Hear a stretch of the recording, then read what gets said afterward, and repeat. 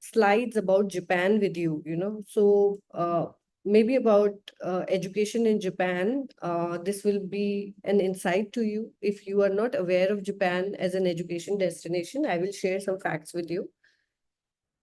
So, all right. So Japan, few of these facts you may be aware of already, but some of them would be new to you. So just pay attention as I tell you about Japan as an education destination. So Japan, first fact about Japan is that it has a very affordable tuition fee, right? So I have in fact prepared this graph. So when you look at this, I have compared Japan with some of the most popular destinations which are considered in India. So Australia, Singapore, US, UK. So you can see the yearly tuition fee here and as well as the living cost.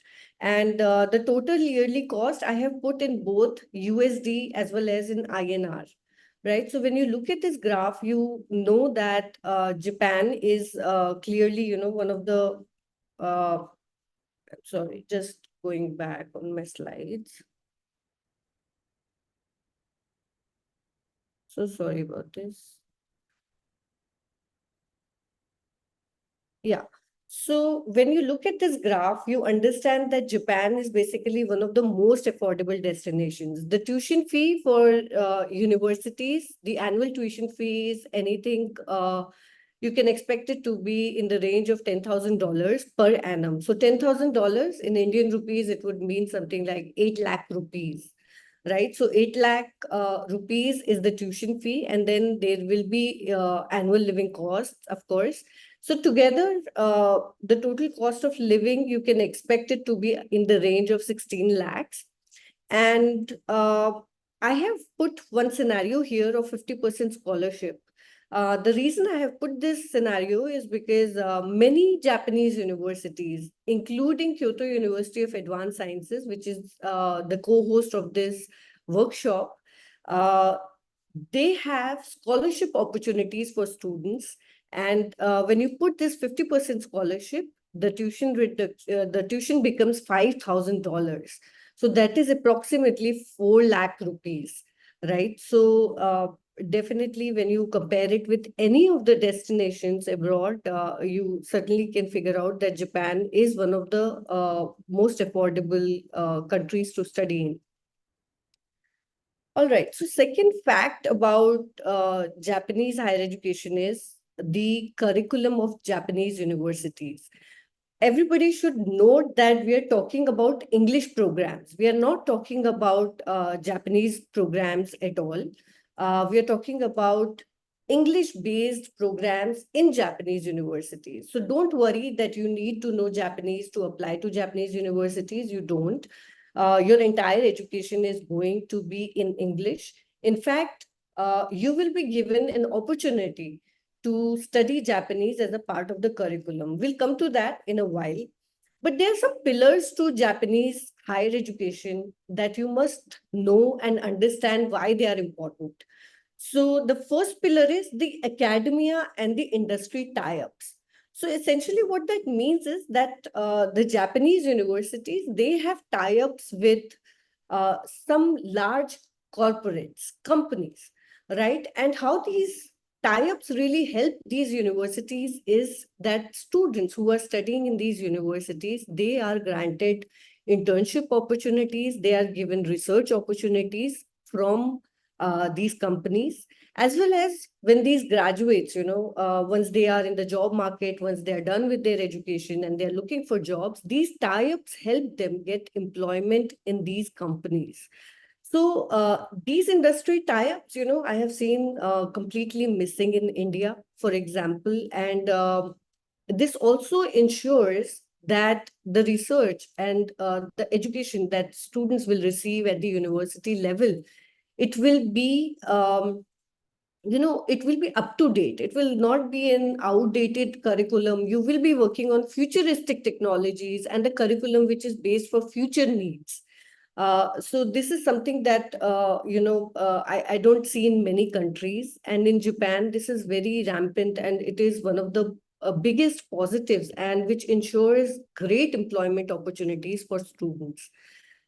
Second pillar is the emphasis on practical learning, right? So Japan has, always been a country which has ranked highest in research in Nobel Prizes, for example.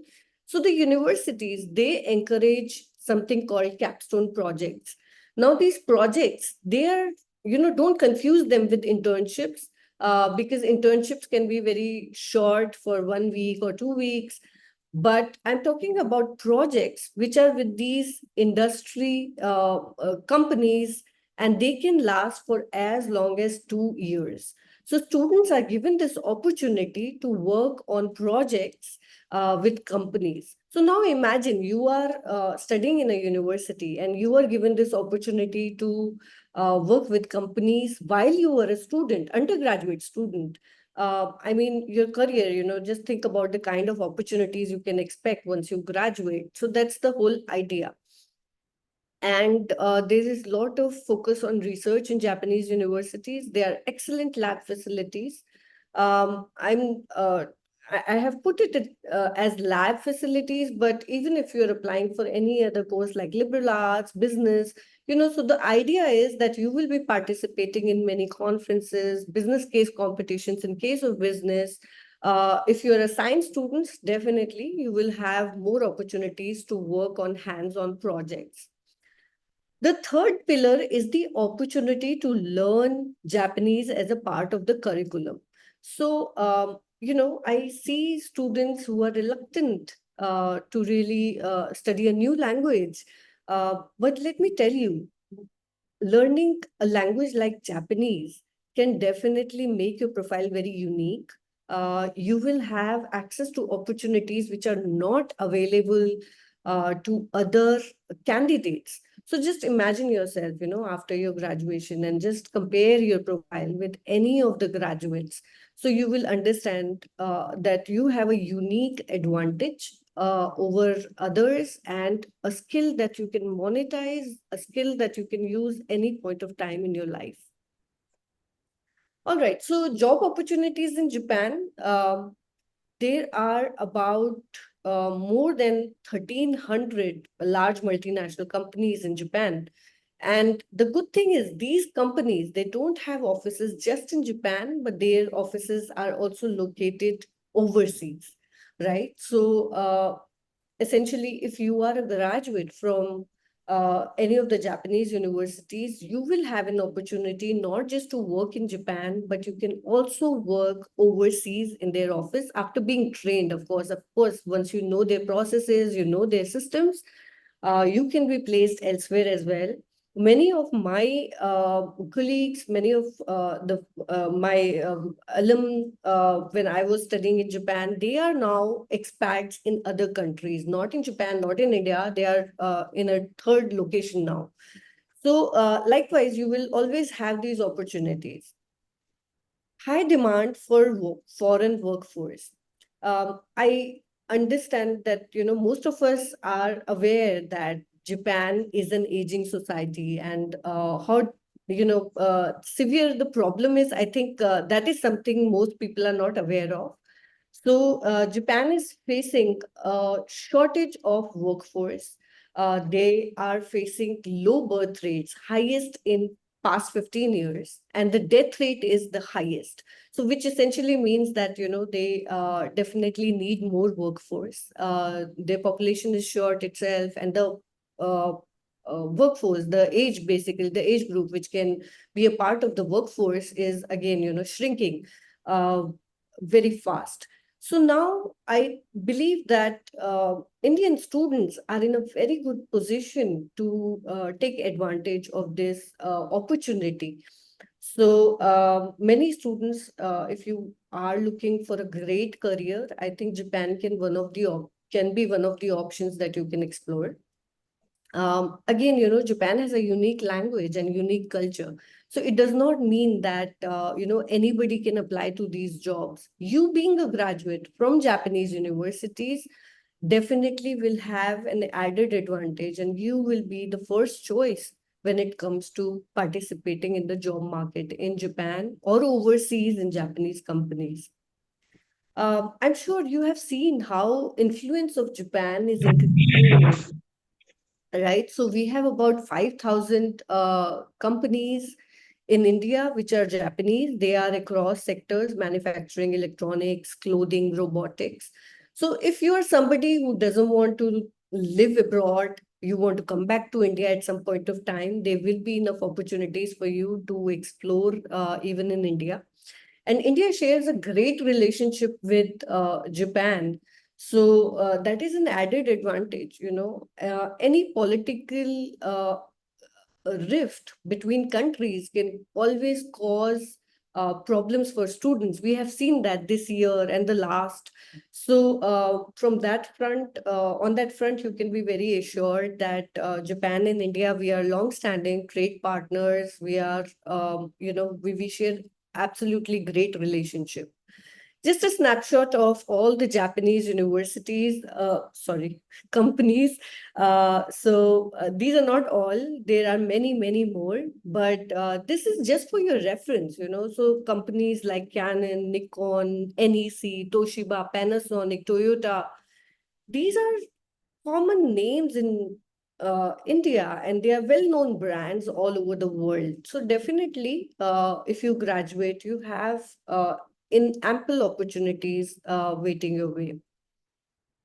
One very important feature that parents are worried for, and also students, once you move away from, your home country, definitely you want to be safe and you want to be in a place where you feel so safety at the level of, racial safety, environment wise, infrastructure wise, everything.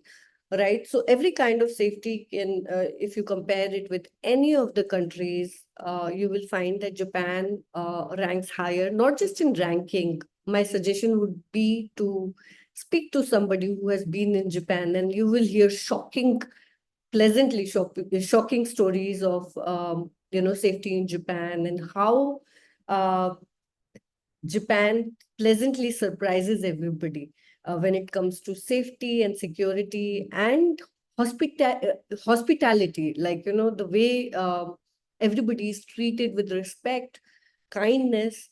So I think these are very important when you're living in a foreign country. So these are some of the factors that I want all of you to know about Japan. So there were some queries in the chat box. Meanwhile, I will take those. And we will wait for Professor Wong to join. All right. So there are some queries here. All right. So can we do diploma after 10th in Japan? Yes, you can, but you need to know Japanese. So my suggestion to you would be, if you are so sure of studying in Japan, and just move to Japan for high school studies. Just complete your 12th from there. That way, you will have access to so many opportunities.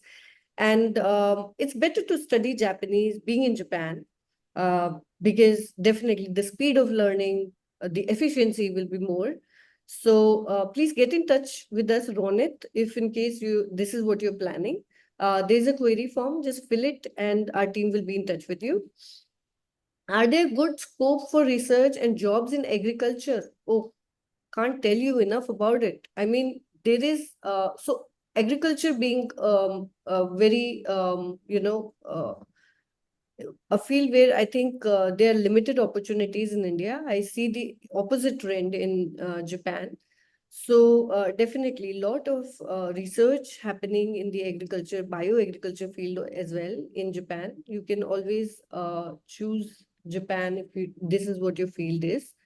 Jobs, yes, again, jobs are plenty in agriculture. Which university provide internships? All universities mostly will have some or the other internship program. So depends on the university. Is there a scope for biotechnology? It's such a wide question. Scope meaning, I'm assuming you mean jobs, right? So yes, there are plenty of jobs available in biotechnology. Is there a job available after N4? My suggestion would be to study more. Yes, there will be jobs. There will be jobs, but maybe you want to upskill yourself a little more before looking for a job. Maybe N3 level, N2 level is desirable. Class 12th percentage required for undergraduate scholarship. Definitely. Definitely, we will need those. Is it possible to do MBBS undergraduate in Japan? No, it's not available in English currently. No English program in MBBS is available in Japan. If we study from India and know Japanese language and about culture, can we get a job? Yes, yes, of course you can. Um, so the question is little unclear, Karthik. I'm assuming you mean job in Japan. It's very difficult to find a job in a country where you haven't studied. Like, if you're purely applying for a job, it might be difficult for you. Rather, if you enter a country as a student and then sit for placements, it's much easier. So that being said, yes, there will be jobs. Don't worry about jobs. Just upskill yourself, learn more skills, and study more. If I have not taken biology, can I still pursue a career in environmental management? नहीं ए, नहीं Can you please mute yourself? Yeah. Depends on the course, Ahan. Environmental management. My suggestion would be first look at the university, then look at the guidelines, the course structure, and depending on that, you should take a call. It's too vague right now. Scholarships other than MEX for medical schools. There are no medical schools, as I said. There's no MBBS program currently in English. In Japanese, of course, there are, but you can understand the complexity in case of learning MBBS, right, from another country, especially Japan. I mean, it's such a tech-heavy course, as in it will be very difficult for you to even catch up on the vocabulary, I think. Do we need to write a university entrance exam for master courses related to biotechnology? Depends on the university. So once you're sure about the university that you want to join, you must go through the guidelines. And each university has different guidelines for students. Some have the screening process is also very different. So some universities have exams, some don't. Um, so my suggestion would be to first finalize the university that you want to go to and then work from there. Another question is, ma'am, is my microbiology a good subject after 12th for placements and as in general for Japan? Yes, it's a good subject. Again, it depends on your interest. If you're, interested in genome studies and subjects like those, definitely, why not? So please focus on what you like more, and there will be opportunities. I promise, you will find job opportunities in all fields. But what matters is how good you are in your skills. Web developer job scope. Oh, brilliant. So software engineers can expect a very good future in Japan. So can others. Already Japan is facing a shortage of software engineers. Definitely a very good job prospect for you. This is Lakshay. If you are N3 certified, is it possible to do diploma after 10th? Yes, it's possible. It's in fact, definitely you should look at this possibility. There are many, many more questions. Any update, Takida-san? Yeah. Actually, he's still trying. Still, he not has been trying to a lot of different strategy to join us.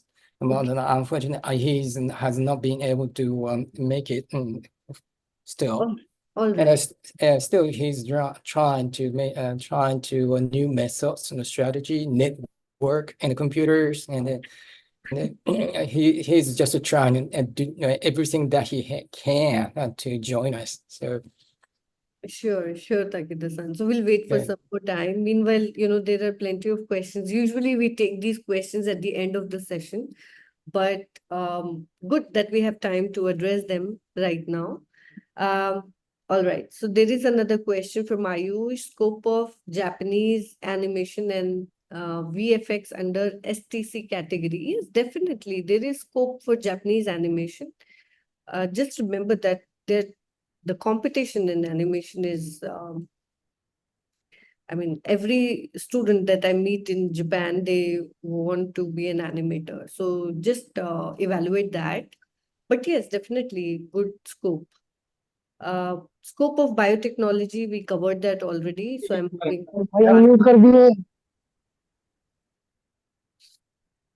Scholarships for medical students, there are no medical courses in English. PhD in Japan, is it a good option choosing Japan for experience? Definitely, Josh. For PhD, I would highly recommend Japan because they are exceptional in their research. And if you're lucky, you will get a good stipend also. Research students are usually awarded a decent stipend for research. Is there any semester exchange possible with universities in other countries? Yes. It's a very popular feature of Japanese universities. You can spend, in some universities, you can spend 1 semester, in some, you can spend 2 semesters. In other universities across the globe, and these types are usually with very reputed universities. And the good thing is, let's say you are on a scholarship, your scholarship will continue throughout this period. So even if you are choosing a very expensive university, even then you will continue to pay the same tuition fee for the entire year. I mean, I'm just taking one example. I'm sure it will differ from university to university, right? What are the options after BSc honors in CS? Options. There are many options. I don't know what you mean. The question is not very clear, but if you mean what are the job opportunities, then, there are plenty of job opportunities. There's a question from Charan, third year BSc microbiology, any entrance test to get to masters? We have answered that already. So in master's level, most universities are more interested to see your research paper. So apart from that, they could or could not be a entrance test. It totally depends on the university you want to apply to.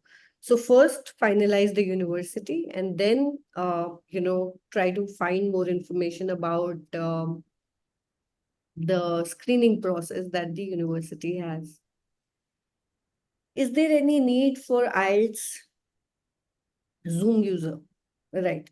So just a message to all the participants as I look at this message, when we are distributing certificates, it will be a big problem for us to issue a certificate to this Zoom user, right? Please join this workshop with your name, complete name, so that there is no confusion when we are issuing you the certificates. Now, going back to the question, the IELTS, it's very specific to the university. Some universities have a specific requirement for IELTS. In some cases, Indian students who are from English medium schools, they are exempted. Okay, there is a question from Bhargav. Does Japan give preference to students for scholarships who want to move there rather than returning to their home country after the course? I don't think so. I mean, I'm not really sure because after screening, it's very difficult to understand what were the factors that helped you get the scholarship. But I don't think there is any bias regarding your future plans. Okay, there is another question. Japanese university accept SAT scores? Yes, they do. So you will have to, again, I go back to my earlier request that you must first finalize the university that you want to go to, and rest everything will depend, the screening will depend on the university. Can you write entrance exam from India? That's difficult. So in some universities, yes, they have made provisions, and English courses, yes, most universities that are offering English courses will have provisions for you to take to be able to take the test from India online or online. What are the opportunities for MSc in Japan in biotechnology? What are the opportunities? There are many opportunities. It's very difficult to say what are the opportunities. So you can work with any of the leading companies in biotech. Is there any internship opportunities for biotech? Yes, there will be. Um, Again, internship opportunities just don't come flying, you have to look for them, research and uh, okay. So there is a question uh, from Ashima. Do the universities in Japan require SAT scores for UG courses? Um, it's not mandatory. Uh, Depending on the course uh, or the university, yes, the importance laid on SAT scores can be different for each university. Can I pursue AI and data science for further studies in Japan? Absolutely. There are some wonderful courses in AI and data science. My request to you would be to fill the query form that we have been putting in the chat box. Yeah. And our team will connect with you. How valued are mangakas and chances of a success career for non-Japanese to be a mangaka? Oh. Difficult, right? Valued, yes, by uh, Areen, right? Areen, honestly, it's a difficult career. It's a difficult career for, I think, in arts, in fine arts, anywhere in the world. It's true for India or anywhere in the world. It's a difficult career. Kyoto admission process and requirements for economics department. Brilliant, Yuvraj. We will cover that in a while. Um,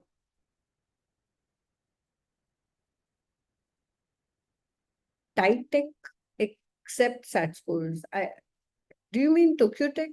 I don't know. It's a very specific query. You will have to check their website, find the answer. I'm looking for postdoc position. Yeah, for that, it's a very specific query. My suggestion to you would be fill the query form and we will help you as much as we can. What is the scope of forensic science in Japan? Scope? You mean job opportunities?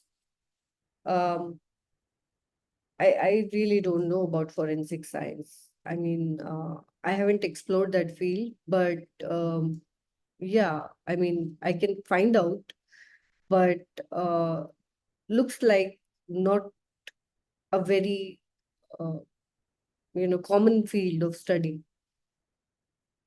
Good morning, ma'am. Yes, Ronit, Ma'am, actually, I want to ask a question. you want to ask a question? Yes, tell me. Ma'am, actually, I have passed 10th this year and I want to do diploma in Japan. Is it possible? Yes, Ronit, it's possible. My request to you would be, please fill the query form. Our team will be in touch with you. This forum is, for mainly for other discussions related to undergraduate admissions. So please fill the query form and we will help you. Okay, ma'am. Thank you, ma'am. Yeah, thank you.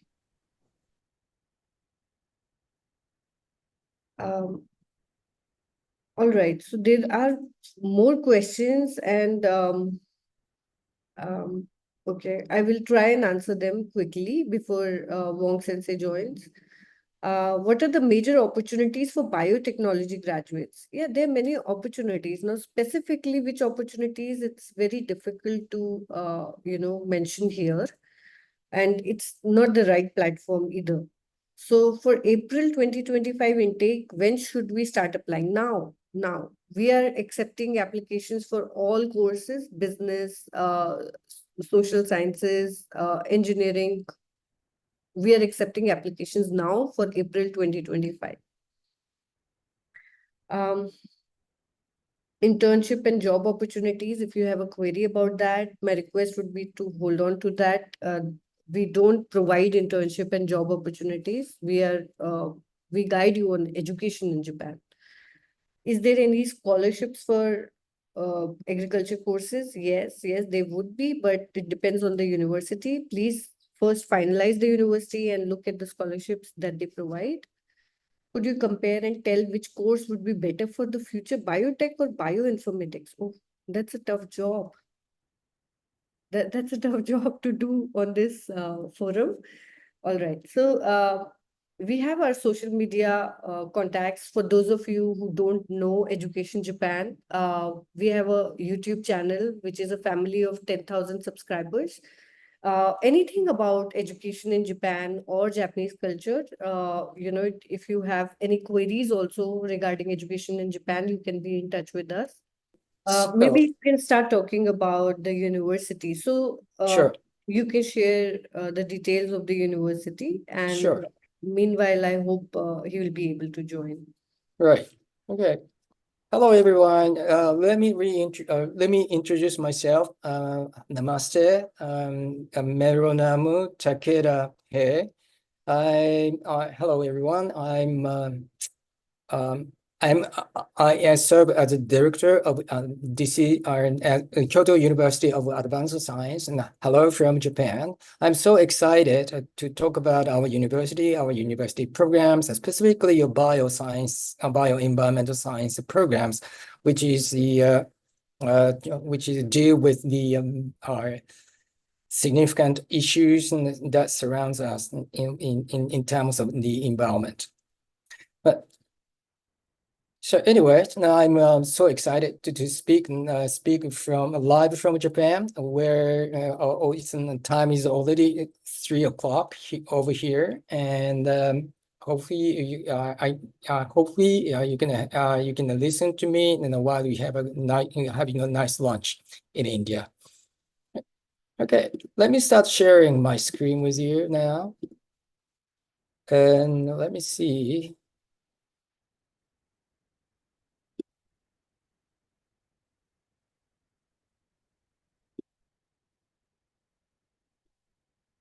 All right. Hope you can see me clearly and you can hear me clearly. All right.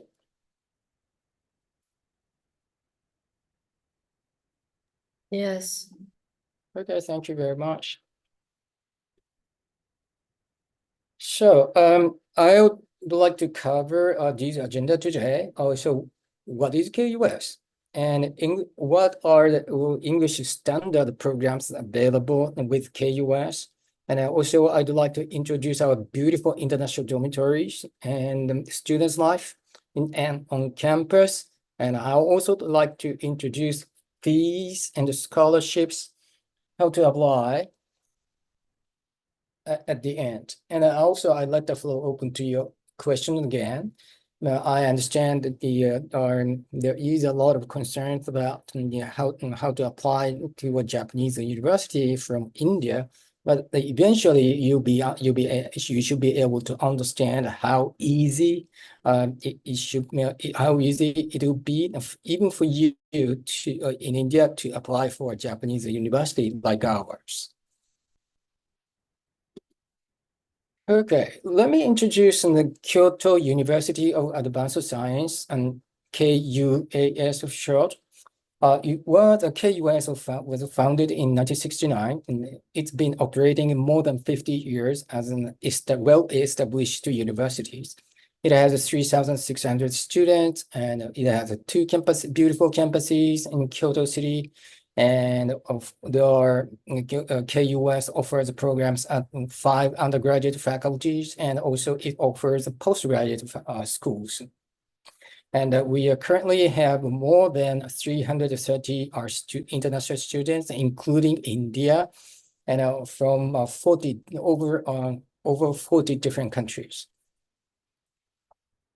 And those who are not, let me double check. Okay, those who are not familiar with a map of Japan, you can take a look at the top right for the map of Japan.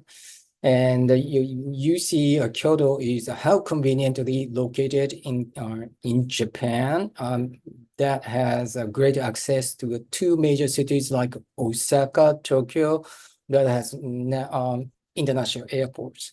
And in fact, if I look back, when was that? Maybe March, April, and I traveled to New Delhi on a business trip from Kyoto. So it took me only 10 or 11 hours in total via Singapore to get to New Delhi. So maybe you may be able to find out that how close there is actually between India and Japan. Okay, next.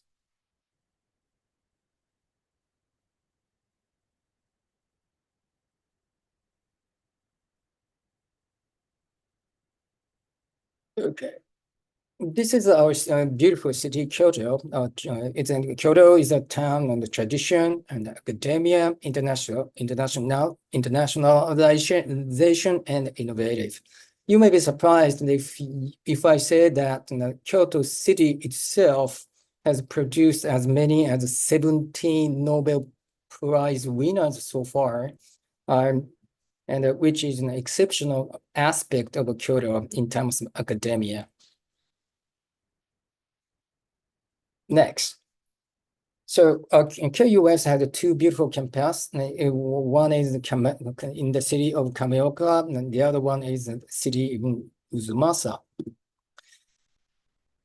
Okay, Uzumasa is the home to our engineering and business economic programs. On the other hand, Kameoka campus is the home to our bioenvironmental science programs, which I'd like to specifically talk about today. And so there are 4 reasons, special reasons for you to choose KUS. Number 1, program, our programs really focus on the practicality. And number 2, we have excellent career opportunities for students who graduate from our programs. Actually, we are proud to share with you today that there is more than 98% of our current students who landed a good jobs in Japan after graduation. And number 3, our international programs are conducted, although our international program is conducted in English language, each faculty that runs in English standard programs also offers specifically the Japanese language courses to international students who doesn't have a prior in Japanese knowledge. And number 4, like I said, the programs I'm discussing today is going to be conducted 100% English in Japan by a team of international professors at KUS. All right, so we have at the undergraduate levels, we running the 3 programs. One is engineering. The other one is bioenvironmental sciences, which is main topic today, and also our faculty of economics and business administration. Okay, before getting into details, I'm really let me double check. Sorry. I got sorry to interrupt, but I received a message from Dr. Won, so I am just can you please allow me to take a look at the message here? Okay, good news. Dr. Won is showing up finally for you today. So let me finish my presentation, and I would like to welcome the Dr. Won to talk about his agenda now for you. Okay, so let me get back to my slide if you don't mind. So I just want to share the great number of Indian students enrolled out of faculty of our KUS Faculty of Engineering. So back just 3 years ago, we started our program with only 3 Indian students. But this September, I mean, just in 1 month's time, we expect as many as 20 Indian students who decided to enroll on our excellent KUS engineering program. Okay. So I hope the reason I'm sharing this is that you can take this as a sort of an encouragement news for you. As I understand, you may be wondering or seesawing between the choice of university in India or maybe some other countries and Japan. But a lot of students, actually Indian students, already made the decisions to migrate to Japan as a legitimate students who are 6-4 degree programs like ours. Okay, so I would like to specifically talk about our bioenvironmental sciences, which is really exciting. As I understand that there are many participants today who are really concerned about the environmental issues that surround the world, climate change, water pollution, food shortages, and there are so many carbon dioxide problems. So there are so many issues that we need to tackle. They're sort of as a next generation of our whole world. So to understand the issues in depth, and at the same time to come up with great solutions, and for those are difficult issues to handle. Our program might be the solution for you to understand, for you to choose. So environmental to our faculty of our bioenvironmental sciences offers programs in the fields of environmental and bioresource sciences and also applied biological sciences. After graduation, a successful graduation, you can have a Bachelor of Bioenvironmental Sciences, and on this program you can experience cross-cultural program and a capstone project where you can have great opportunities and work closely with industry while in college. And also, since the KUS and the bioenvironmental science buildings that has a wide fields and outside of campus, and so you can have a good access to a forest, rice pads, and to experiment your you expand your strategies as a bioenvironmental scientist.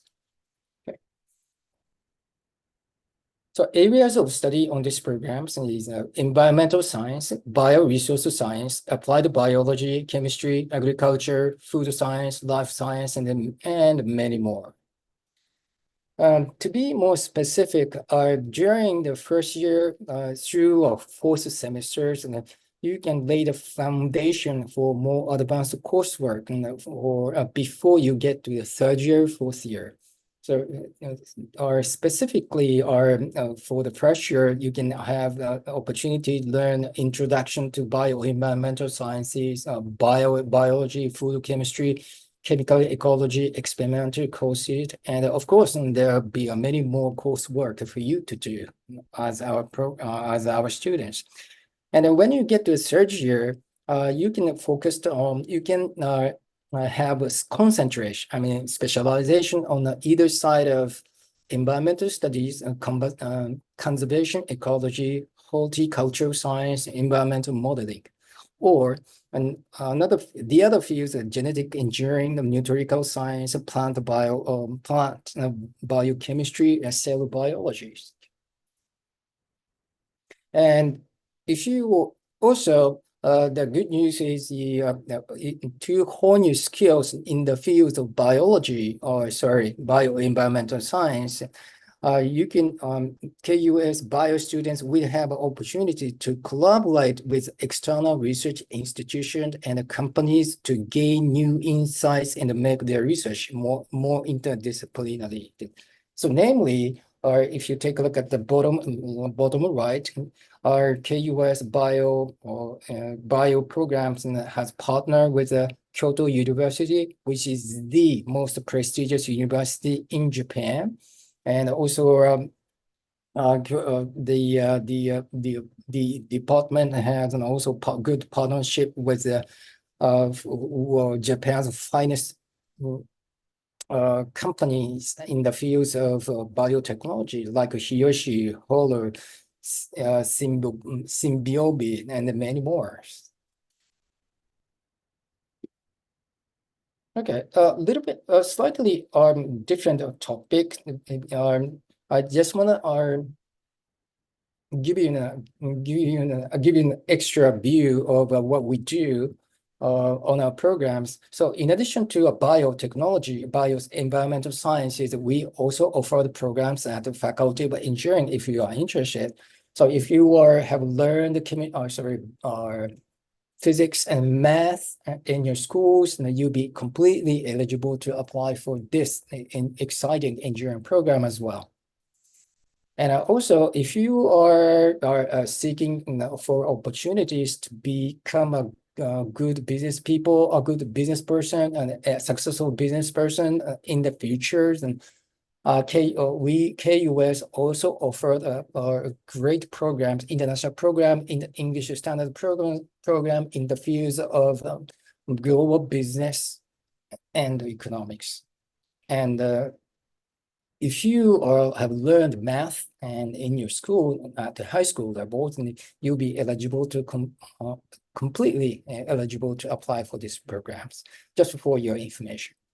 Okay, so I understand that you may be concerned about your Japanese language knowledge. As many of you expressed the concerns in your chat box. And the good news is that once you enroll on any of our international programs, you'll be required to learn the Japanese language knowledge so that you can prepare well linguistically for the great job opportunities with Japanese companies after graduation. And you'll be learning the Japanese language for over 2 years in addition to the regular curriculum in each of the fields, engineering, whether it's engineering and bioenvironmental sciences, business programs, and you will be learning Japanese language for over 2 years, so that you can have a pretty good knowledge and skills to be able to express yourself in the Japanese language after graduation.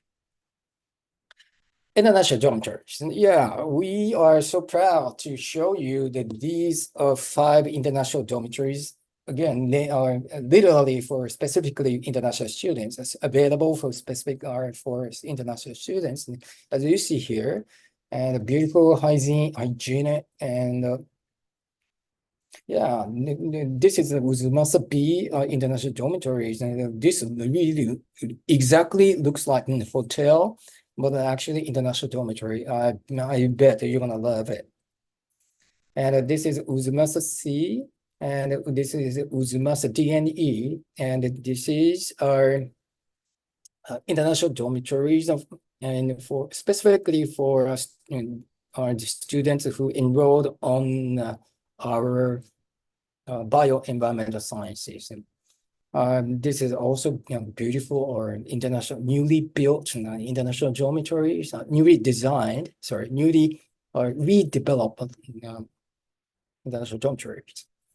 A bit about support, and then with that we can provide you wide on our campus at KUS. And then, yes, there are a lot of staff, office staff members and office staff that who speaks English. Actually, there are a lot of our office staff, are that come originally from America and Australia and the UK, so that you can rely on them in terms of English language, and to ask them for your inquiries on a daily basis.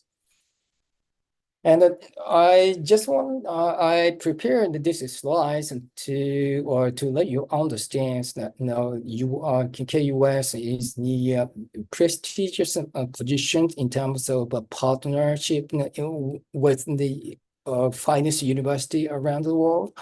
And we partner with the University of California, Irvine, which is the top ranking university in the world ranking.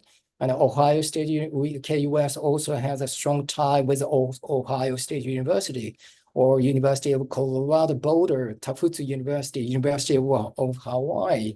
We have built a partnership successfully with all these world's finest university, because we believe we trust in each other as the highest quality engineering, highest quality college education providers by world standards.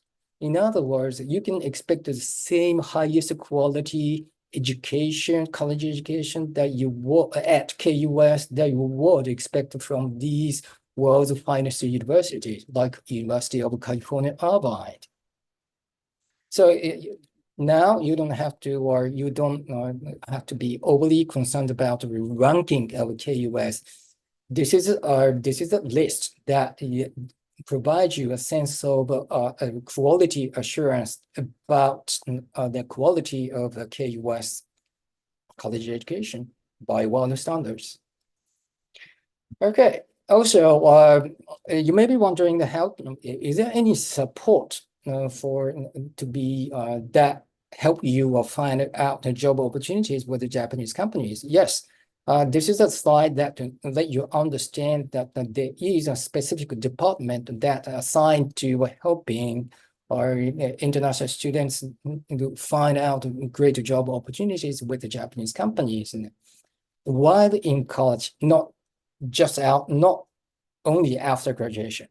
So you are, as our students, you can have a good access. You can walk up to the office staff working at the career support centers, and at any time you like, and whenever you are ready, and you can ask for detailed information from them about job opportunities with Japan, with Japanese companies, also companies even outside of Japan. Because of that, we are so proud to share with you that KUS has over 98% of job placement rates with our current graduates. Your graduates. So I understand that there is many concerns. I mean, there are a lot of concerns. There's a lot of questions from you about the job placement, and this is our answer.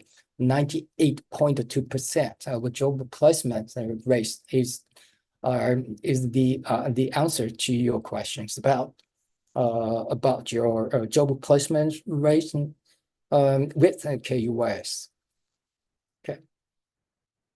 And if you have more questions about the job, which companies our current graduates landed a job with, and if you take a look at the right-hand side, and then all these you can find that our current graduates in the place landed a job with such a world's finest companies like Deloitte Thomas, Nidec, Shiseido, Toyota Motor, Kyocera. Yeah, just for an example. Okay. So after class, after schools, and you're gonna have a lot of opportunities to enjoy yourselves, working with, enjoying with international students from different countries, as you see here. And also you can have opportunities to do a part-time jobs in Japan, in Kyoto, as you see here, up to 28 hours per week. And also, good news is that once you get into a breaks like summer break, winter break, then you can work up to as many as 40 hours per week legally. And fees and the scholarships. So to make a long story short, our program is at the most affordable levels by world tuition levels, as you see here. Per year, it will be for bioenvironmental sciences. If you take a look at the right-hand side, you see our bioenvironmental sciences and will only cost you $10,000 per year, US dollars per year. I should say only. If you look at the tuition cost in the UK, US, and in Australia, you can easily understand that this UK, US, and tuition levels at the most affordable levels by world standards. Probably you may find out that this KUS incredibly affordable level is only maybe 50% less, and maybe 75% less than the potential cost of going to a UK, US, and colleges. Okay. So also monthly cost of living in Japan are also affordable, and you may think that then you are a lot more cheap, reasonable than you might imagine. Or actually, living in Kyoto will only cost $700 US per month, including accommodation that you have just seen in my slides, and also food, including food, personal expenses, $700 US, which is also again at the most affordable levels by world or cost of living standards. Okay, scholarships. Our scholarships operates on a merit basis. You may be our merit basis, meaning that only available for highly qualifying students, or in the form of tuition reduction by possibly 50% or 100%. Yes. So yes, I always received a lot of questions about the criteria that KUS used to make its decision for scholarship. So let me emphasize that KUS doesn't use any single criteria to make its decisions for scholarship. KUS actually prefers to take comprehensive approach to make its decisions, meaning that KUS uses a lot of different factors to understand each individual students. KUS is going to see the way the applicants write application essays, and also will see the GPA, mark sheet, and also standardized like CBSE or predicted results, maybe IB scores, IB predicted results, and A-level scores also. KUS and takes a closer look at the way recommendation letters as written by a school counselor, the teachers, principals for you. So KUS and take a look at all these different factors, different documentations to understand and also make its decisions for scholarships for each individual students, highly qualified individual students. Okay. This is our pictures of our current scholarship recipients from around. You see, students of diversities from around the world and as a recipient of scholarships. Okay. So how to apply?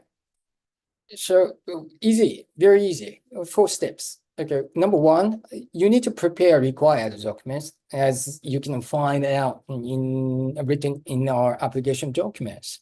Number two, you can upload everything you need, you be required to upload on a apply application system, online application system, which is called TAO, the admission of. And also, if you were requested for number three, third step, you need to be sit with professors to take an online interview for 30 minutes. And number four, you just wait for your result to be announced on a certain designated date. Okay. Very easy. Okay, so what kind of documents you be required to prepare and also upload on our application system? Number one, photograph and passport copy, and application essays, academic transcripts. In your context, Indian context, you need to prepare mark sheet for each year, each level, each academic years, and a certificate of graduation, and one recommendation letters from your teacher or school guidance counselors. And if you are not educated, if you are not taught at school in English language as an instruction medium, you also require to send us your English requirements scores, whether for IBT or IELTS or PT Academic or Duolingo. But good news, if you have been taught more than 3 years at school in English as the instruction medium, you can make a waiver request for this English requirement. And when it comes to a question about what is a standardized test requirement in application documents, so more specifically speaking, so you can send us your CBSE predicted results or ICSE state board results. Or alternatively, you can take SAT. Alternatively, you can take SAT or ACT and send as a part of the standardized test requirement for our application system. And also, if you happen to be on an international baccalaureate program students, and you can send us your IB predictive results, or in place of CBSE, SAT, or ACT. The same thing can be true. Same thing can be said about the students who are on A-level curriculum, and you can simply, as a part of in your application for KUS programs, you can simply send us your A-level predicted results in place of CBSE, SAT, ACT, IB. Very easy. Okay, also, let me emphasize a specific difference about the requirements, pre-requirements. For KUS engineering, you be in your school, in your high school, at your school, at your high school levels, and you be required to have you have learned mathematics, physics, okay? And also you be required to send us one of your standardized test scores like CBSE, IBD results. I mean, predicted results. And whereas at KUS Bio or Biz, you can send us your you will not be required to send us your standardized test scores because they're optional. But to apply for bio programs, you'll be expected to have learned biology or chemistry. Business programs, you'll be required to have learned math at your schools. Okay. Here's the important admission timelines. And early, if you are already reached in the end of 11th grade, and also when you are about to start your new programs at the 12th grade final year, I hope you can keep in mind that these are the important timelines in your application for KUS, as early entry will start as early as October 1st. And the application windows closes October 25th and 2024. And if you missed it, you still could have a regular entry that will start on December 2nd and ending on January 10th. And the final entry will ending on February 3rd. Opens on February 3rd, 2025, and ending on March 7th in 2025. Okay. Okay. And please, I'd like to advise you that these timelines, application timelines, goes toward only one program intake period, which is September 2025. Okay. Thank you very much. If you have any questions, and you can email us, or you can you be in contact with us on any of social media network. At the same time, definitely, you can think about making a contact with contacting with Education Japan, or that Deep Design organized for specifically for Indian students. Okay. Okay, thank you very much. For your kind attention. And okay, so Deep Design is really up to you. So how we want to proceed with this program today from our own words. Thank you, Takeda-san. All right, so great news that we have Professor Wong with us now. Takeda-san, you can stop sharing. Yeah, thank you. So now we have Professor Wong with us, and we can start the workshop now. Before I invite him, I would like to introduce him once. So Professor Yong J. Wong, he obtained his bachelor's in engineering, in chemical engineering from University Malaya in Malaysia in 2017. And shortly afterwards, he moved to Japan to pursue his master's in engineering and his PhD in environmental engineering from Kyoto University under MEC scholarship.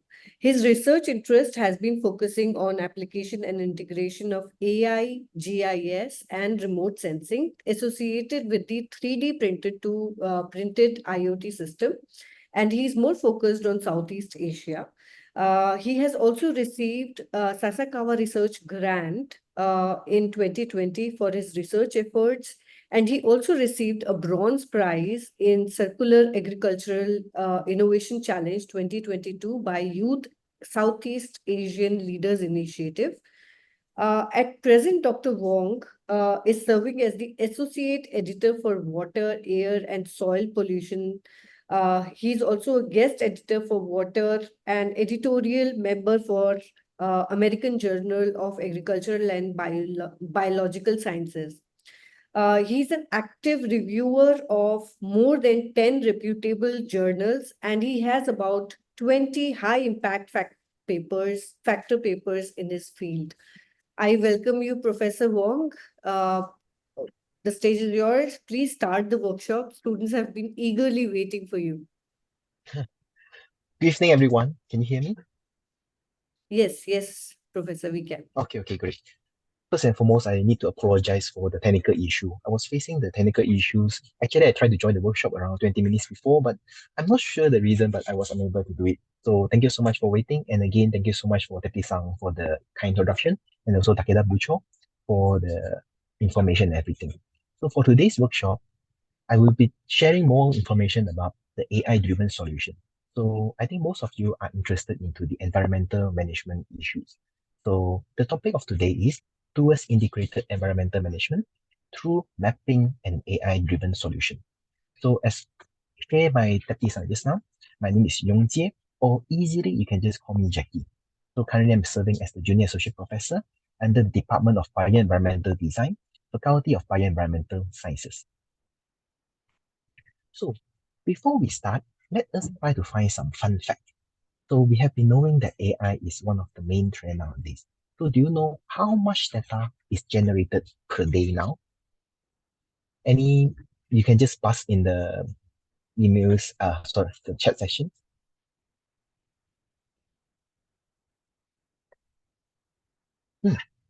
So for now, it's about 402 million terabyte data set is actually set per day. And this is only one day. So can you imagine that maybe in the year of 2025, how much generated data will be actually formed during that time?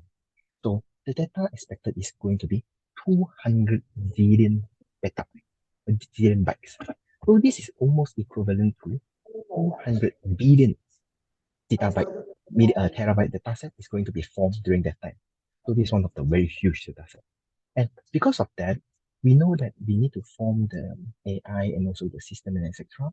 So we need to train the AI system. And to train the AI system, we need a lot of money. And to train the system nowadays, one day or 1 year, we need to spend about 4.6 million USD dollars. This is the overall cost of the data set. So I think most of you have been using the ChatGPT or maybe the Gemini for the last few years. So what is ChatGPT? I'm sure that most of you know it. So ChatGPT is one of the tools that was set by the OpenAI company, and it has almost 80 million visits every day. And I think I myself contribute around 20 to 30 visits per day. And the training data set that is going to be used is around 300 billion word count. So whereas for the Gemini, so we are actually is formed by the Microsoft, and it is not as famous as compared to the ChatGPT, but still it's quite a good tool to be used. And it achieved 3 million global traffic within 1 month since its launch. And the training data set, surprisingly, is actually triple or quadruple compared to the ChatGPT. It's using 1.56 trillion word count. So in nowadays, knowing what questions to ask is more valuable than simply knowing the answer. Because 次お願いします。はい、ここで。失礼しました。はい。So, もっと前でお願いします。はい。So for the application of AI system, actually it's been normally used by only the academic form, yeah. But nowadays, what we can find that is mainly also used by the industrial giant. So it's meaning that it's very important to equip yourself with the basic knowledge of AI. It's meaning that once you are going out for the work and etc., you need to have the basic knowledge of the AI. And this is also same happen to our environmental management. And that's why today we are sharing with you how we are able to cross AI and also environmental management. はい、お願いします。So this is some of the daily life usages that we can do. I just type in the computer. I say that Harry Potter in New Delhi. So he shared with me that Harry Potter in front of the Taj Mahal, and also 影山部長ちょっとビデオをクリックではよろしいでしょうか。右の。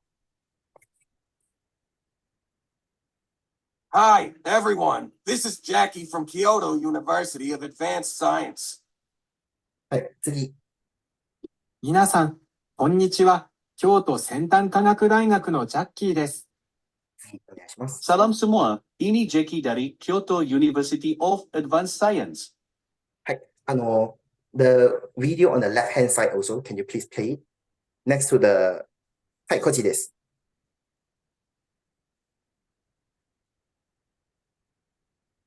もう一回来てよね。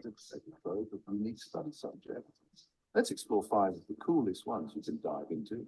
Ever dreamed of mastering the art of anime and manga? In Japan, you can study them.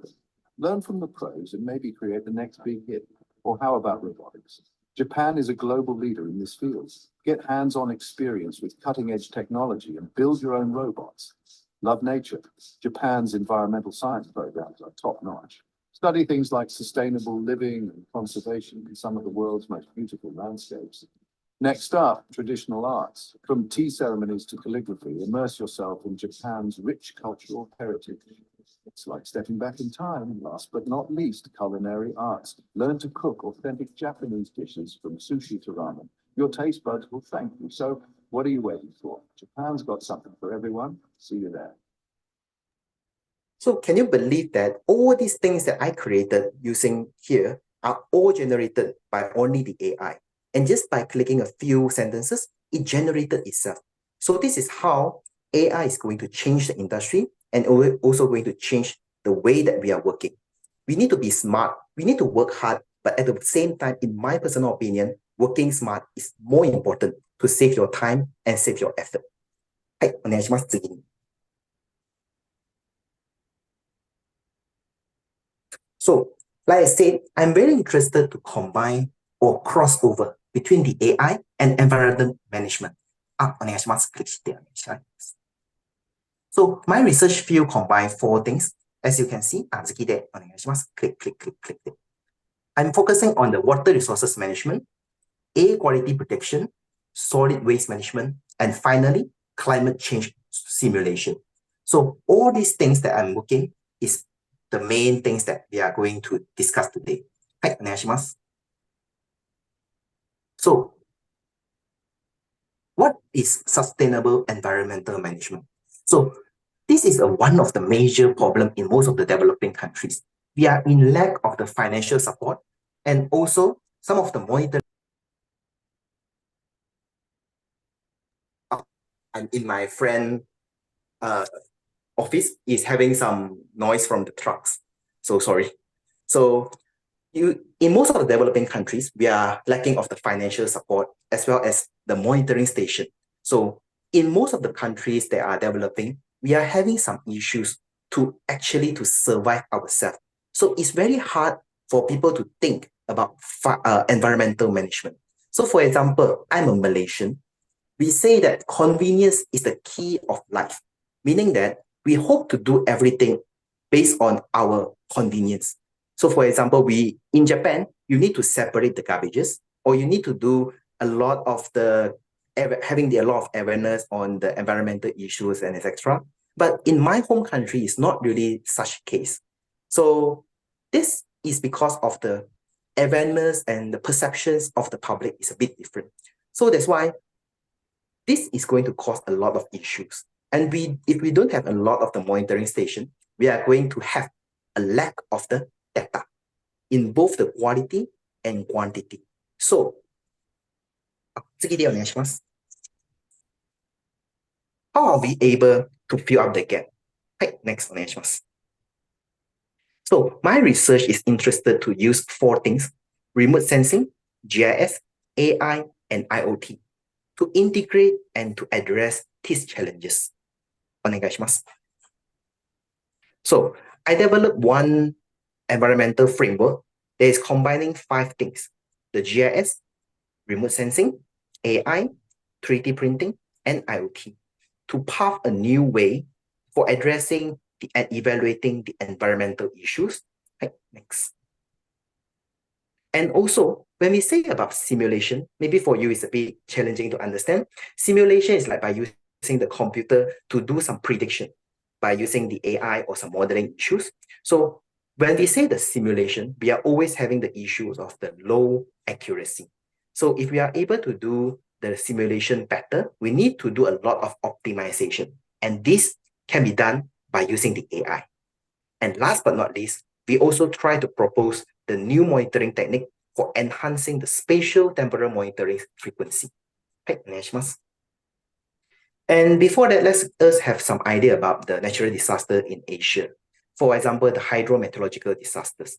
Since 1950, the hydrometeorological disasters has caused a lot of the economic and life losses. More than 1.2 trillion USD were used and actually because of the hydrometeorological disasters, and more than 900,000 lives were lost during that time. And from here, 次でお願いします。The major disaster is actually the flood and also the storm. So as you can see from the graph on the bottom, the light blue color is the storm and the dark blue color is actually the flood. So as you can see, in the 1970s to 1979, storm is causing a lot of issues, especially to the life losses like tornado and hurricane, etc. It's going to bring a lot of life losses gone. But, 次でお願いします。As you can see here, we can see that the reported death is decreasing, but the economic loss is keep increasing. This is thanks to one thing. When we are having better technology and science and advancement, we can save more life. For example, whenever there is a disaster happening, we can send some rescue team to help the people who face the disaster. So for example, in the last few years, we have the floods. And for example, in the 2008, we have the biggest earthquake in Sichuan, China. And that time, they are sending a lot of the rescue team to help them. And this is the reason that why the life losses is becoming lesser and lesser. However, the frequency and the severity of the natural disaster is keep increasing. That's why we can see that the economic losses is keep going up and going up. For example, the buildings, etc., are just getting lost during one disasters. Besides that, one of the issues that we are overlooking may be the atmospheric issue. Every year, more than 7 million premature deaths will actually occur. Especially 60% of them are occurring in the low and middle income countries in Asia. So air pollution, I think today we are having the participants from India. I think you can feel the air pollution issues, especially in the developing region. A lot of the urbanization and etc. So we can observe that the global mortality has actually increased 2 times since the 1990 to 2019, especially if you see the graph on the right-hand side, you can see that there are a lot of the share of the death, especially from the developing countries in the Asia. And India and China are one of them. Although we are having a lot of the global efforts to combat the air pollution, however, large gaps are observed in 3 directions, which are enforcement capacity, policy implementation, and last but not least, the financial support. Financial support is always the main issue in the developing countries because without money, it's very hard to do a lot of the environmental protection work. So my research, I try my best to make things cheaper and easier so that people from the developing countries can use. There are 2 main drivers for the increased disaster, as you can see here. One will be due to the land use, another one will be the climate change. If you see the graph on the right-hand side, it is changing 4 times faster than estimated from the NASA team that our natural forests are deforested 4 times faster than our expectation. So even in the last 6 years, we have observed more than 1 billion hectares of the forests were lost because of the urbanization and all the industrial development, etc. And when we are having a high deforestation rate, we are going to disturb the hydraulic storage and also the retention of the water balances. Once we broke that balance, we are going to destruct all the elements inside the forest, etc. And this is not going to be a good thing. When we are losing the forest, it's meaning that we are losing the capacity of the trees to capture the water. So whenever there is some raining season, even though it's not very heavy, it's going to bring a lot of issues to our daily life. For example, landslides and etc. I think I need not to mention this much. Climate change. I think in India, you are facing it more compared to in other countries in the Asia. I have been to Delhi one time when I was a PhD student in 2022. I was very surprised that the temperature could strike up to 50 degrees Celsius when we are stepping out from the room. And we can see that our shoes were actually melting, especially the latex. This is one problem that we are facing nowadays. We are the most vulnerable region to have the extreme weather event.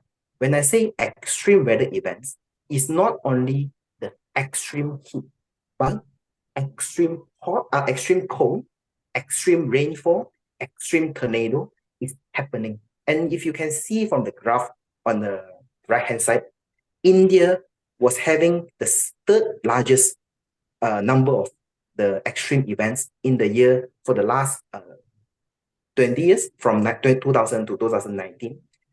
More than 321 cases were reported, meaning that almost 1 year, you are having more than 10 to 15 cases in the region. And extreme events are increasing in both frequency and severity.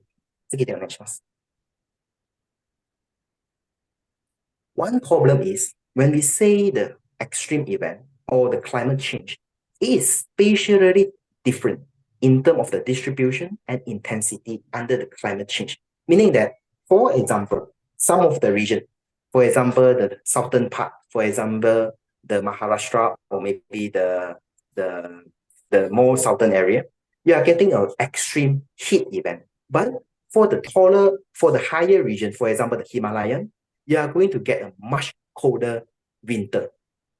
Cold and hot are both changes. It's not always saying that hot is the climate change, but getting colder is also one part of the climate change. So this is one thing that I hope you can always remember. So now, I just have few questions to you. Maybe you can just type your answer into the chat box. For the CO2, which of the following statement is correct? Is it A, B, C, or D? When you stop the sun energy reaching to the earth, which cools our planet, is only released from the natural resources, not the human activities, and the level has been remained stable in the last few decades, or it stops the energy back to stage, which warms up the earth. Can you please click A, B, C?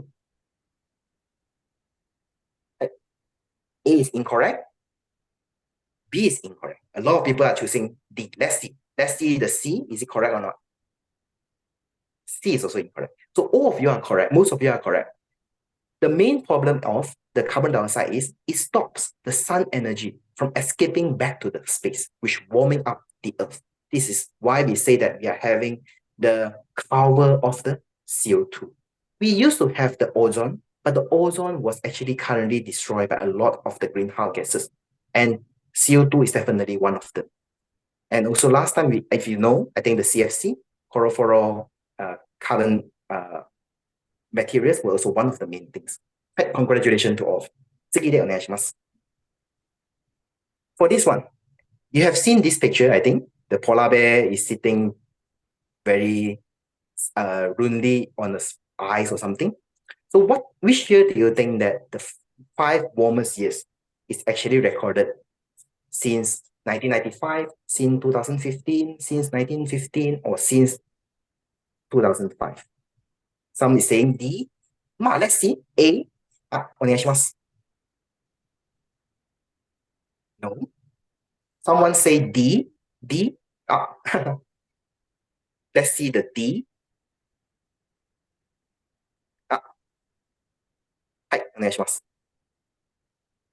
So, surprisingly, we can see that the 5 hottest years is recorded very recently, and the temperature is keep rising and rising.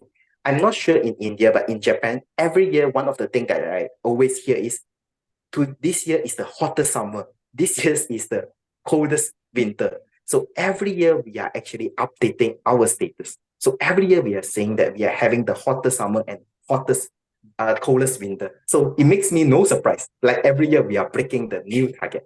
So this is one of the main issues. So what is the best way, in your opinion, to reduce the carbon footprint at the work? So for example, you are using the EV, or you are using instead of your petrol car, or not leaving any electrical equipment, or by recycling the food waste. Someone say B. Bでお願いします。B is wrong. C is also wrong. A. Yes, you are correct. By doing all this, for example, the EV cars that I think nowadays very famous, like BYD, Tesla, they are trying their best to make it better. Because the diesel car, one of the big problem is it's going to release a lot of the waste gases, that is going to the environment and breaking, for example, the NO2 and etc. to the environment. So congratulations for this, getting this correct. はい、次でお願いします。So now, let's learn more about environmental data visualization. So from this section onwards, I would like to teach you more about the environmental data visualization. So we have been seeing a lot of the environmental data. For example, we know about air quality, water quality, or maybe solid waste. So for air quality, we have the most common CO2, O3, and also, for example, the N2O and etc. For water quality, the most common parameters are pH, water temperature, and etc. はい、次でお願いします。So, data analysis or visualization. One thing that you need to remember is statistical data by itself is just a collection of numbers. So, we need to give the number a meaning. By only having the data is meaningless. For example, I'm just telling you, today the water quality is pH 6.7, BOD 10, COT 20, blah, blah, blah, blah, blah. Is it making any sense to you or to the public? It's quite challenging, in my opinion. So we need to make them and giving them some meaningful or some meanings. So for example, I want to grab the issue about air quality happening in India, or I want to understand the trends related to the temperature in India or in New Delhi or in Maharashtra or somewhere. So choosing the most suitable type of graph according to the objective is very important. はい、次でお願いします。So there are some common graphs that maybe we can see. For example, the scatter plot that is used to identify the correlation between two variables. 次でお願いします。次でお願いします。はい。Bar graph, for example, when we are comparing the quantities, different categories, or etc. And then finally, when we want to track some changes across some timeline. So this is the common graph. However, in environmental management, this is not sufficient. So sometimes you will see this kind of the graph that we call box plot by including the average number into the graph. For example, we have the BOD, COD, DO. It looks good, but not good enough, in my opinion. When you want to tell your policymaker, for example, your government, Mr. or Sir or Madam, okay, this area is having some issues on the upstream or having some issue in the downstream, and the number is for station 1 is 10 to 20, station 2 is 20 to 30, something like that. It makes no sense to them. So what we need to do is to give them the geospatial visualization. Like this. Is it much easier for you to understand? So from here, from the upstream to the downstream, from the left to the right, for every region, you are able to show them which area is having the most important issue, which area is the most polluted. For example, which area may be the best or which area is having some issues. It can be shown just by using this figure. It is very important as an environmental scientist to show the data in this way. So like I said, if you are just giving them, especially to the policymaker, to the government officer, you are just giving them the numbers is not sufficient. You need to give them the figure that is easier to understand. And this is my main research. お願いします。次でお願いします。Today, initially, I wanted to do the hometown heat map creation with all of you, but I have some issues to connect my, my computer with the Zoom. I'm now using my, my handphone to connect to the Zoom. I'm unable to connect my computer to the Zoom now. So I'm sorry, but this part, I think, hopefully, if we are able to do in the next time, we are able to do the heat map creations. So, so in the common use software for doing the map just now is by using the something called ArcGIS and QGIS. So today, initially, I wanted to share with you the QGIS. You can download this software. It's a free software. It's an open software that you can use it to draw many beautiful graphs.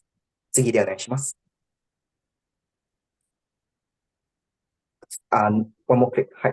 So I will send the picture maybe for today's regional heat map, maybe to the Zoom meeting after this.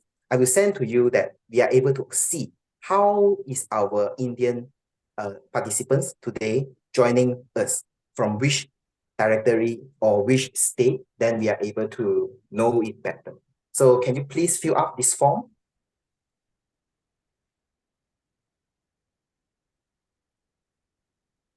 I will give you another 10 seconds. Just select one. Please just select one.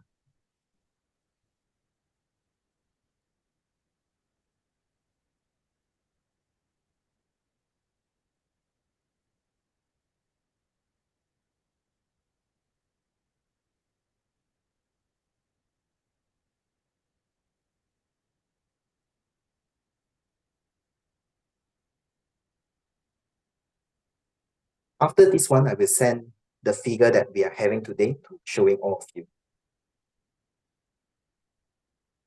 Okay, are you done? Just give me a thumb up whenever you are done.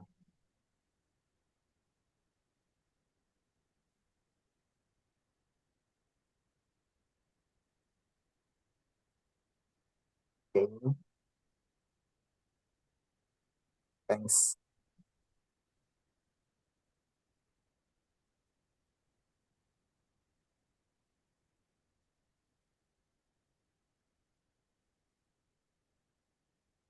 I'm still trying to connect my laptop to the server. I'm very surprised why my computer cannot connect to the Zoom server today. I was actually want to show you from zero to scratch the whole thing. I will further send one document to the Teti-san for showing you how are we able to do this. Hi, thank you so much. Hi, 次でお願いします。はい。 So one of the main thing for today's section, one of the few things that I would like to share with you is, whenever you try to solve any environmental issues, you always need to incorporate your own society culture. Different country has different society culture.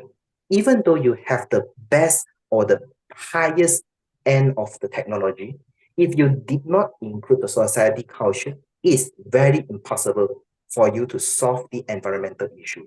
For example, in Malaysia, most of the public are not aware about environmental management. They don't think much about the environmental management. So we need to start from a little bit foundational side. For example, we need to teach them and show them, providing some video, doing more campaign to teach them how to do this kind of thing. Similarly, in India, you have your own cultures. You need to consider to incorporate your culture whenever you try to do this event. It's one very, very important point. And secondly, we need to disseminate our research results to the public.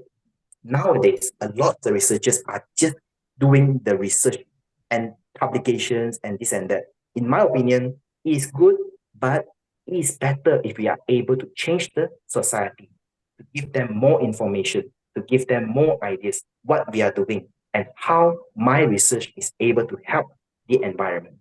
And last but not least, let's create a sustainable and a circular development society where by having the balance of the economy, environment, and also the social. One of the things that my professor, when I was a PhD student, shared with me, that is, do not focus on the rocket science, but the rocket field. At first, I also didn't understand. Then he shared with me, we have been thinking that we want to create more advanced, more special thing by putting a lot of the budget to make a very super big things happening in the world. But the most important thing is we need to solve the most foundation or fundamental problem. For example, nowadays, we are saying that the water quality issues. The most basic water quality issue in most of the developing countries is the turbidity. Meaning that most of our rivers are yellow, brown, or maybe some is black in Malaysia as well. That is the most basic problem. But some of the researchers, they are thinking a lot further. They are thinking and saying that we need to solve the microbial issue. We need to solve the pharmaceutical issue. We need to solve some antibiotic issues in the river. But we did not solve the foundation problem. So my professor always say that don't always keep thinking high, but keep thinking low, what the society needs and what the society wants. And this is the role of the environmental scientists. The rocket science should pass back to the rocket scientists. We, and as environmental scientists, we should go down. We should not go up. Not sitting into the office, but go to the farm, go to the field, and do the dirty work. This is the environmental scientist.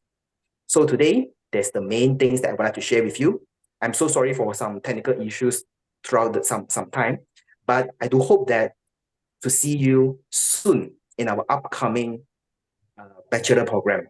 So we are, like Takeda Buscho mentioned, we have different professors from different countries. We have some professors from Bangladesh, from India, from Malaysia, from China, from France, from Brazil, from Myanmar, and definitely a lot of professors from Japan. So we are hoping to generate an environment that everyone can learn. And I strongly believe that education is one of the ways that we can make ourselves out of the comfort zone. Because I'm from a very poor family as well, but because of the scholarship and because of the education, because of the opportunities, I am able to come to Japan and able to give back to the society. And I believe that you will be able to do so. So looking forward and grab the opportunity to come to Kyoto University of Advanced Science. Thank you so much. Thank you. Thank you so much, Professor, for such a wonderful workshop. I would like to ask students if they have any questions, they can ask you directly regarding the workshop. If you have any questions, you can direct them directly to Professor Wong Anything? about the course or the workshop.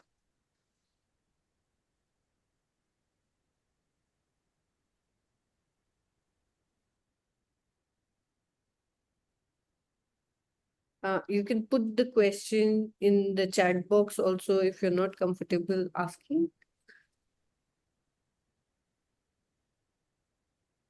Okay. I don't see any questions, Professor Wong. Thank you so much for the workshop, Professor. It was Thank you so wonderful much. having you. Thank you, Takeda-san. Thanks a lot. Thank you, participants. It was wonderful to have you all, and thank you for your patience while we faced all the technical issues, but very happy that eventually we were able to resolve those. So we will be holding more such workshops in future. We have another one coming up on 21st of September. And it will be for students of liberal arts. So use of data science in liberal arts, that is going to be the topic. We will be posting the link here. You can either, Nitin has just posted in the chat box the registration link. So if any of you or your friends are interested to participate, please register here. So basically, it will focus on use of data science in subjects like business, psychology, and other liberal arts subjects. Thank you everyone for being with us till the end of the workshop. Thank you. And if you have not subscribed to our channel, please do that. We have the link in the chat box. Professor, could you please stop sharing the screen, Takeda-san?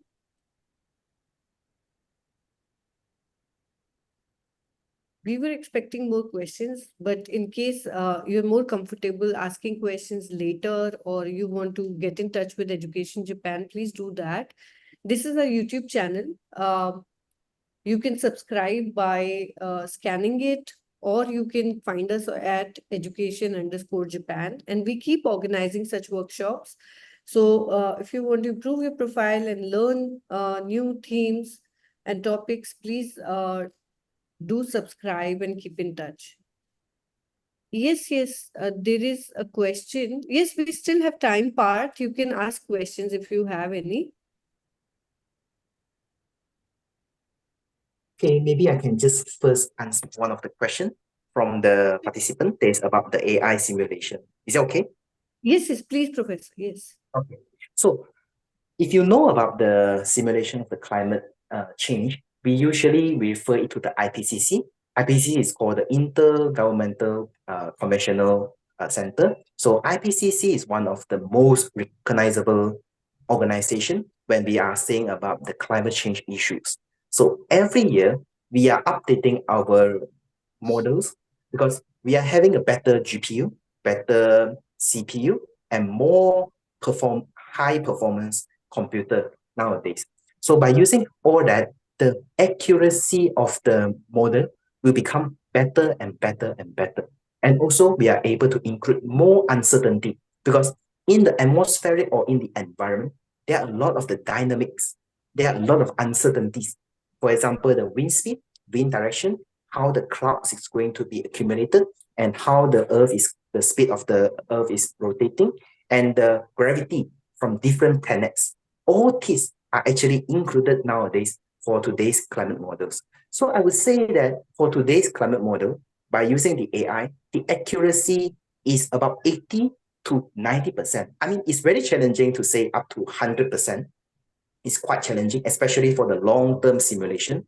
But for the short-term simulation, for example, to simulate the occurrence of the heavy rain, to simulate the occurrence of the snowfall, temperature, our accuracy nowadays, especially in the developed country like Japan, US, UK, their accuracy is about 95%.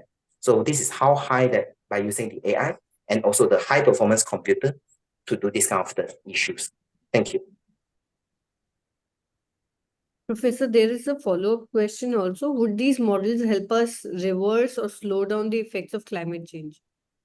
It's a bit challenging to reverse by using the models because the models are just going to tell you the result.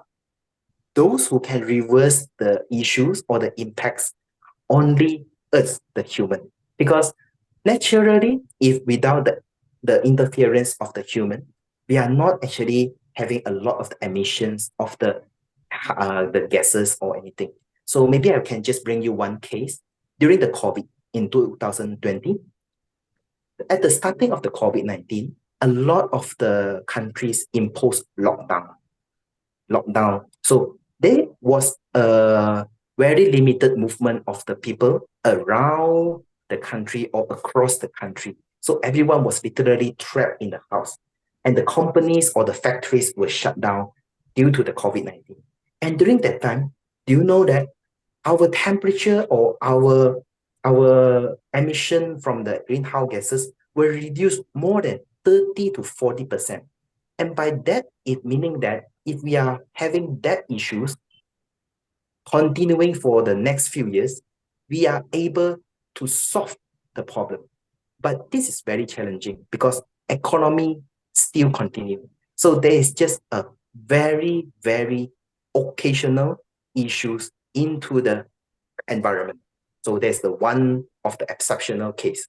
So I would say that what we can do is, as human, we try our best to use, for example, instead of driving, we try our best to just use the trains or carpooling, etc. This is one of the best way. It's very hard, but this is how we are able to try to do it.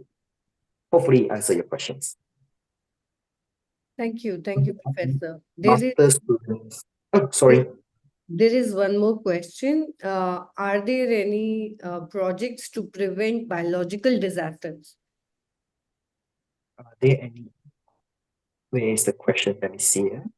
From Harshit Singh, second last question. Are there any following projects to prevent biological disasters? So maybe can you share about more information about biological disasters? Maybe I can, because there are different contexts of the biological disasters. Maybe if possible, can you share some context? What do you mean by the biological disasters? Like the modified gene issues or antibiotic issues, or what might be the interesting from your side? Maybe Harshit, if you are able to share with me. Modified gene. So this is very, very new issue that is currently the one of the most focused thing. We have been observing a lot of the modified gene issues. So GMO, we call it modified gene organism, or we call it the GMO, is one of the main issues for the microbiologists nowadays. So there is not really my main expertise, but I do work on some projects on these kind of issues. One of the things that we found that, do you know that when we are sick, we need to take some antibiotics. So for example, the doctor will give you the medicine to kill the bacteria or to solve the issues of your body by taking some antibiotics. But the antibiotics intake is only around 30%. And 70% of the antibiotics will be released from your body to the water and to be intake by the living organism in the living water or maybe in the land animals or anything. And they found that these animals are becoming much stronger and resistant. And once we are eating it back to our body, for example, the fishes, we are becoming more resistant to the antibiotic, meaning that by using the same dosage of the antibiotic is no longer sufficient and it's going to cause a lot of issue, a lot of problems. You need to take more dosages of the antibiotics into your body to kill that bacteria or kill that virus. And that is definitely not a good thing. So the scientists nowadays is trying to find a way to reduce or reverse the GMO by including some genes transfer between this GMO to make it less resistant and less harmful to the environment and to us, the human health. That is one of the main problems.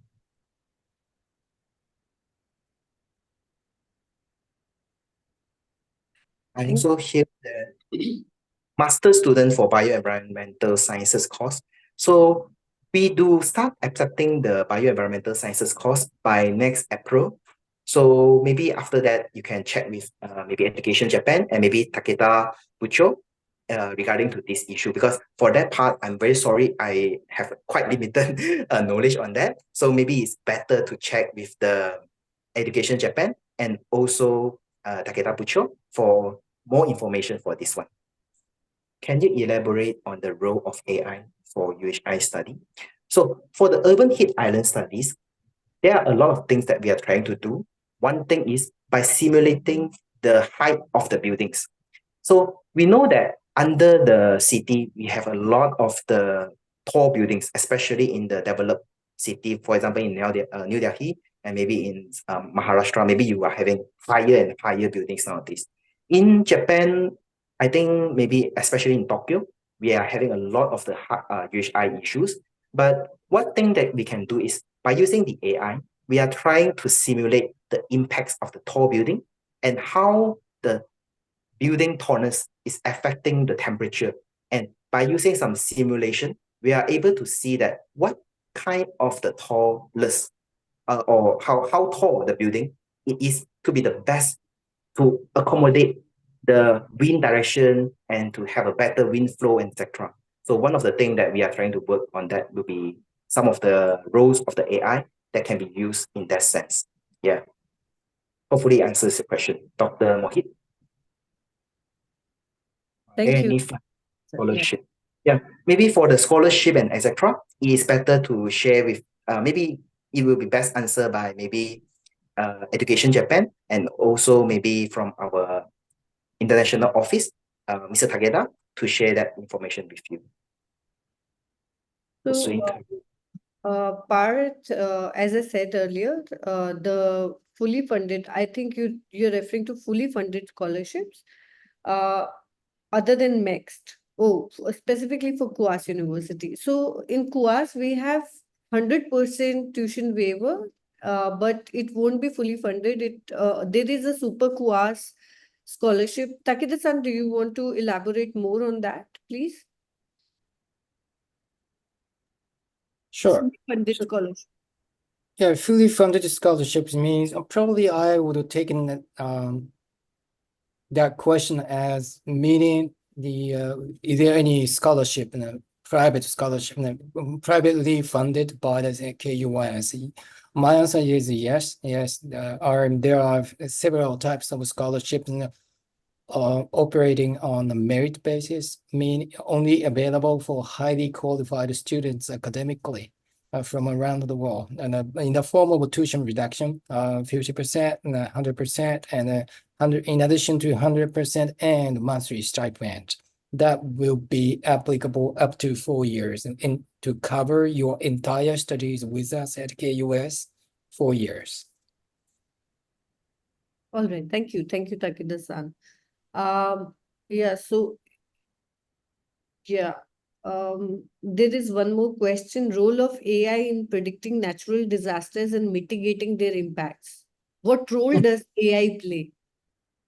Thank you so much for the question as well. So like I mentioned just now, can AI reverse or to make it make the environmental better? It's a bit challenging.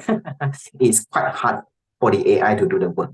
We are just trying to use the AI to show the results, to do the simulation. For example, if the country, for example, in Malaysia, we are keep losing our forests, what might be happening? If we are keep losing our agricultural area, what might be happening? And then how we are able to solve it by using the simulation. But the work should be done by the human. For example, we need to get the different stakeholders. By stakeholders is meaning that the industrial players, the public citizen, the government officers, and the most important, the public, the academician.